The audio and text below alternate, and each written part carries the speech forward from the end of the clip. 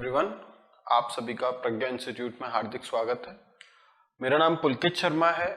मैं आपको judgment writing का टॉपिक कवर अप कराऊंगा। देखिए, जो जजमेंट राइटिंग टॉपिक है वो ना केवल एग्जाम पॉइंट ऑफ व्यू से सीमित है, बल्कि आपकी पूरी जो जीवन काल है, जो आप आरजेएस अधिकारी बनने जा रहे हैं, उसके लिए भी बहुत महत्वपूर्ण भूमिका निभाता है। तो मैं ये कह सकता हूं एग्जाम पॉइंट ऑफ व्यू से तो बहुत ज्यादा इंपॉर्टेंट है, उससे भी ज्यादा मेरे विचारधारा में उससे भी ज्यादा ये इंपॉर्टेंट है जजशिप के लिए। देखिए, मैंने अक्सर देखा है बच्चे जब कॉम्पिटिटिव एग्जाम की तैयारी करते हैं तो वो जो सिलेबस है उसको कन्फाइन करने में लगे रहते हैं, उसको सीमित करने में लगे रहते हैं, और उनकी एक आदत भी होती है कि एग्जाम को वो कहां तक सीमित रखते हैं किसी भी टॉपिक को जब वो पढ़ते हैं तो एग्जाम तक ही लिमिटेड रखते हैं। और लॉजिकली देखा जाए तो सही भी है, इसमें गलत क्या है। परंतु जो हम टॉपिक पढ़ने वाले हैं जजमेंट राइटिंग, वो ठीक है एग्जाम पॉइंट ऑफ व्यू से तो इंपॉर्टेंट है, पर उससे ज्यादा इंपॉर्टेंट है जजशिप के लिए, मतलब आपकी पूरी होल लाइफ के लिए। देखिए क्यों इंपॉर्टेंट है वो समझना बहुत अति आवश्यक है। ऐसा क्यों? देखिए, आपको जो हाई कोर्ट रिक्रूट कर रहा है आरजेएस के लिए, तो हाई कोर्ट जिस भी कैंडिडेट को अपॉइंट करेगा, सेलेक्ट करेगा, तो हाई कोर्ट भी चेक करना चाह रहा है उसका जुडिशियल माइंड। उस कैंडिडेट का क्या चेक करना चाह रहा है? जुडिशियल माइंड, कि ये जो लड़का और लड़की हमारे यहां आ रहे हैं नौकरी करने, जो जनता की सेवा में तत्पर रहेंगे हमेशा, क्या उनमें इतनी क्षमता है, इतनी उनमें कैपेसिटी है कि यदि उनके सामने कोई फैक्ट रख दिया जाए, यदि कोई तथ्य रख दिया जाए, तो उस पर वो सही कानून एप्लीकेबल करके और न्याय उचित जजमेंट दें। क्या दें?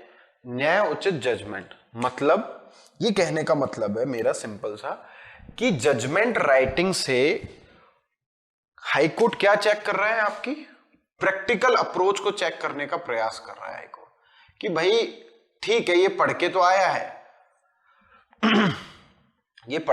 है टॉपिक, पर क्या उस टॉपिक को ये प्रैक्टिकली जब हम इसे डाइस पर बैठाएंगे, ये इतना भी दिमाग लगा पाएगा कि इसके समझ में चीजें आ रही नहीं। वकील तो तथ्य बोलकर चला गया और आपके कुछ समझ में आ नहीं रहा, तो उससे अल्टीमेटली किसका नाम खराब होगा?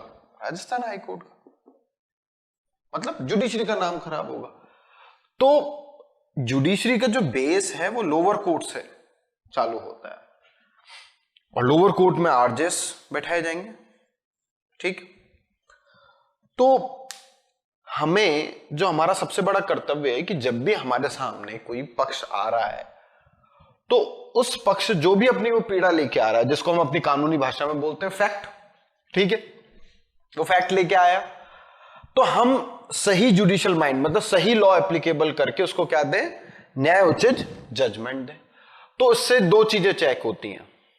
एक तो आपकी प्रैक्टिकल अप्रोच तो चेक होती ही होती है, जजशिप की क्वालिटी प्लस इससे एक फायदा जो सबसे ज्यादा अच्छा होता है वो क्या होता है, कि जो जितना अच्छा जजमेंट देगा, जो भी न्यायिक अधिकारी, जुडिशियल ऑफिसर जितना अच्छा जजमेंट देगा, उसकी ग्रोथ के भी उतने ही अच्छे चांसेस है। तो देखिए, जजमेंट राइटिंग जो है वो बेसिकली आपकी प्रैक्टिकल अप्रोच वाली स्किल को चेक करता है। ठीक है, ये तो हुआ थोड़ा सा कि ये क्यों इंपॉर्टेंट है, उस दृष्टि से हमने देखा। अब देखो जजमेंट राइटिंग बेसिकली कोई ऐसा सब्जेक्ट तो है नहीं, जैसे IPC, CrPC, Indian contract act और जो निम्न प्रकार के हमारे सिलेबस में है लिमिटेशन, इस तरीके के, तो उस प्रकार का कोई सब्जेक्ट तो है नहीं। ये बेसिकली एक टॉपिक है, क्योंकि जजमेंट राइटिंग में कोई एक टॉपिक, एक एक्ट कवर अप नहीं होता, इसमें सारे एक्ट कवर होते हैं। मेरा कहने का मतलब है, इसमें ना केवल सब्सटेंटिव लॉ बल्कि प्रोसीजरल लॉ भी इसी में कवर हो जाते हैं। ठीक है, उसमें ही। क्योंकि जब भी हम कोई जजमेंट देंगे तो बेसिकली हम पहले ये देखेंगे कि ये जो सब्सटेंटिव लॉ है कि ये कोई राइट अराइज भी हो रहा है नहीं हो रहा, मतलब जो तथ्य आए हैं हमारे सामने, फैक्ट आए हैं, उसके आधार पे कोई सब्सटेंटिव लॉ मोशन में भी आ रहा है नहीं आ रहा। यदि सब्सटेंटिव लॉ मोशन में आ रहा है तो क्या होगा, प्रोसीजरल लॉ भी मोशन में आएगा, और जब प्रोसीजरल लॉ मोशन में आएगा तो हम एक किस तरफ बढ़ पाएंगे, जजमेंट की ओर बढ़ पाएंगे हम। ठीक है, और उससे जो भी हमारा जुडिशियल माइंड हमें कहता है, जो हमने इतने समय में जो भी पढ़ाई की है, उस सब चीजों को चेक किया जाएगा आपकी जजमेंट राइटिंग स्किल से। देखिए इसका थोड़ा सा हिस्ट्री देख लेते हैं जजमेंट राइटिंग की, जो हाई कोर्ट ने अपनी अप्रोच रखी है इस टॉपिक को लेके। देखिए जजमेंट राइटिंग जो टॉपिक है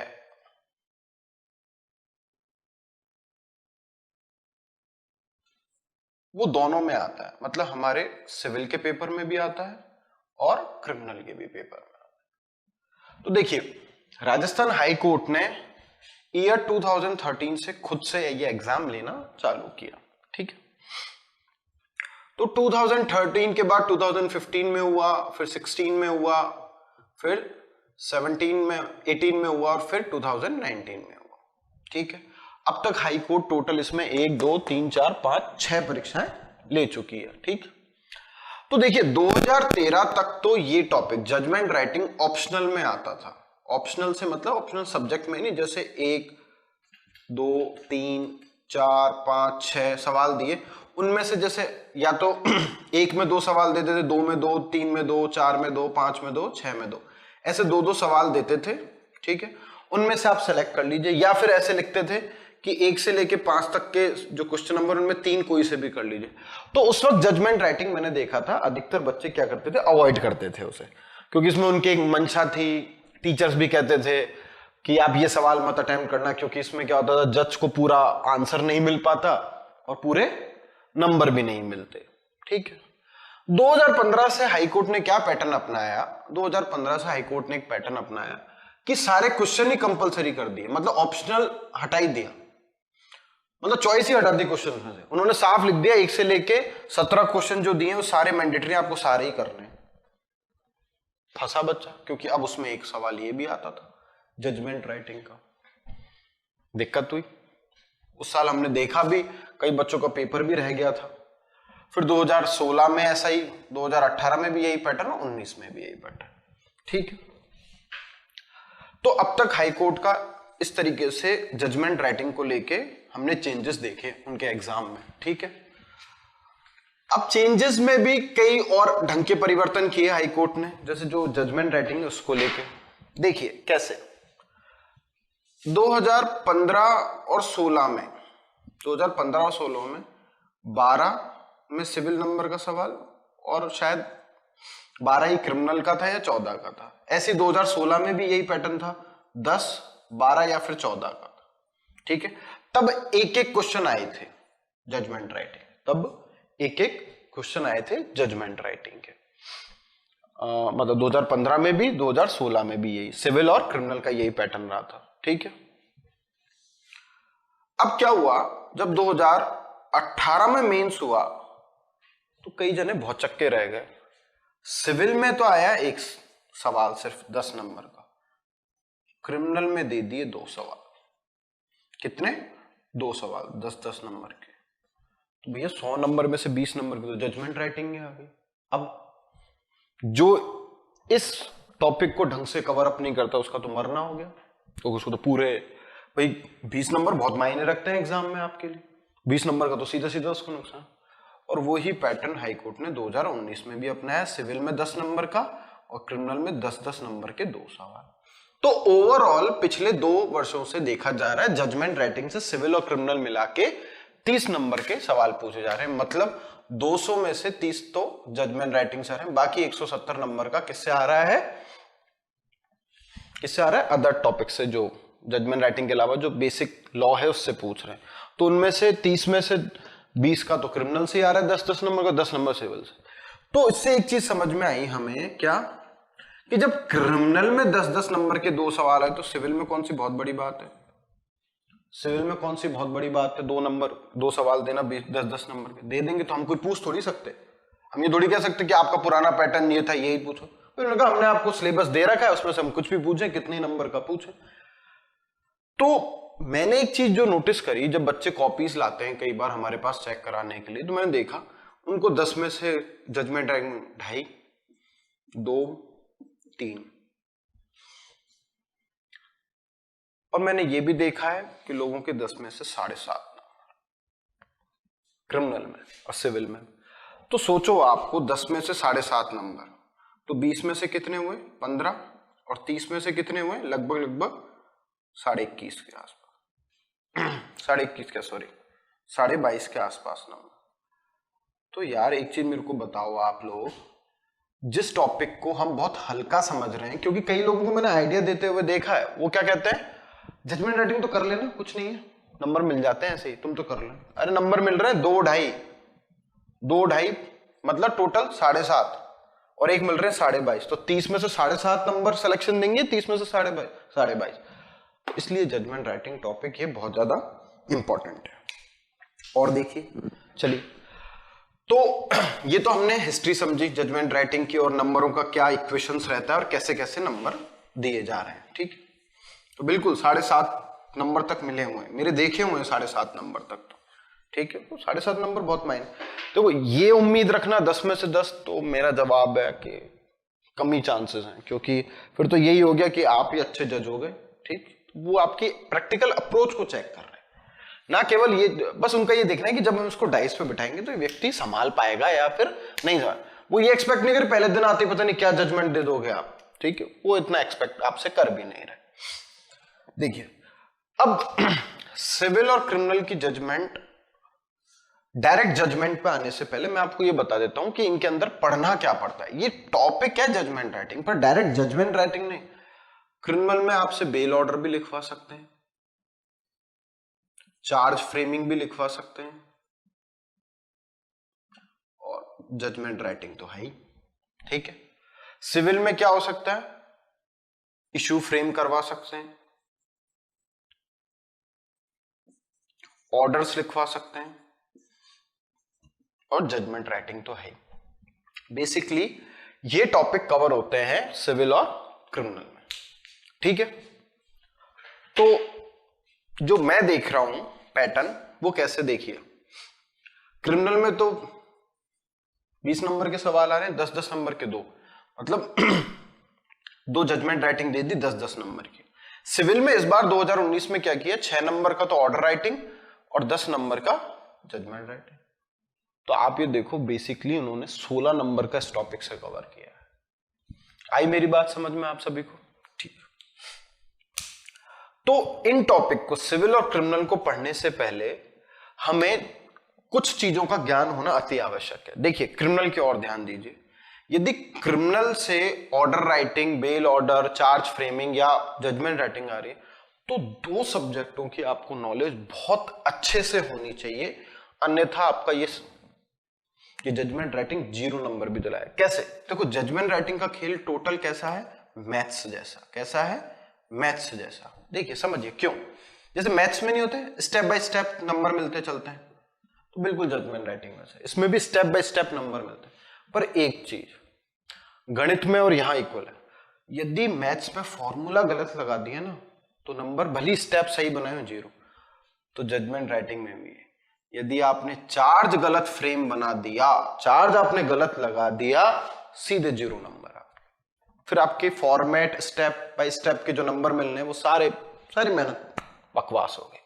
तो यही समझाने का प्रयास कर रहा हूं कि क्रिमिनल की जजमेंट राइटिंग लिखने से पहले हमें 2 सब्जेक्ट को बहुत अच्छा ज्ञान होना चाहिए, आईपीसी और सीआरपीसी। बोलो आई बात समझ में, बिल्कुल आई, आईपीसी और सीआर, क्योंकि आईपीसी से हम सही चार्ज बना पाएंगे। सही चार्ज से मेरा मतलब है सही सेक्शन लगा पाएंगे। अरे भैया फैक्ट दिए एग्जाम में, तो आपको अपना माइंड अप्लाई करना है, आईपीसी का कौन सा सेक्शन लगेगा यहां, वो आपको अप्लाई करना है, तब आप सही सेक्शन पकड़ पाएंगे, सही सेक्शन से सही चार्ज लगा पाएंगे, ऑटोमेटिकली जजमेंट सही आएगी आपकी। भाई लॉजिकली सही बात है। सीआरपीसी क्यों महत्वपूर्ण है? सीआरपीसी में चार्ज बनाते कैसे हैं, फ्रेम कैसे करते हैं, उसके लिए 211 में सिखा रखा है सीआरपीसी में। जजमेंट के लिए क्या क्या पॉइंट होने चाहिए 354, और इवन शेड्यूल का भी डिस्कशन होगा आगे, ठीक है। तो ये बेसिक 2 सब्जेक्ट की जिसको नॉलेज है उसके लिए क्रिमिनल की जजमेंट राइटिंग संभालना काफी आसान हो जाएगा, वो इस चीज को संभाले।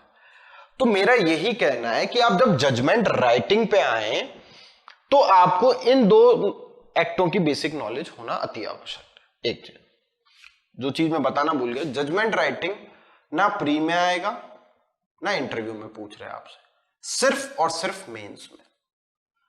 तो ये दिमाग लगाने की कतई जरूरत नहीं है कि साहब मेंस में आएगा तो लोड, अरे सिलेक्शन तो मेंस के ही नंबर देते हैं, प्रीलिमिनरी तो क्वालिफाइंग है, इंटरव्यू सिर्फ और सिर्फ आपके सिलेक्शन में थोड़ी से सारे दरमदार किस पे टिकी हुई है, मेंस।